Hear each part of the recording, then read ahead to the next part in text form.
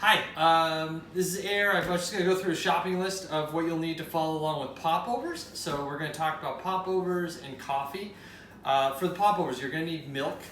I've tried to do it with almond milk and I haven't made that work yet. So this is a whole milk. Butter. This is a salted butter. Really, you can make any butter work.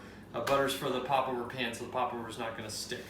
And these are great products to support some of our local agriculture. Flour, you need just white all-purpose flour.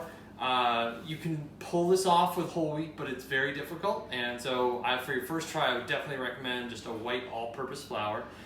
We have some eggs, so you're gonna need eggs. Any eggs will work fine. You're gonna need a little bit of salt. Any salt will work fine. You're gonna need a little bit of sugar. Any sugar will work fine. So hopefully you have a lot of these things in your pantry already. And the last thing for popovers is a popover pan. Now this is a more specialized item. These are the popover pans that we use at Clover.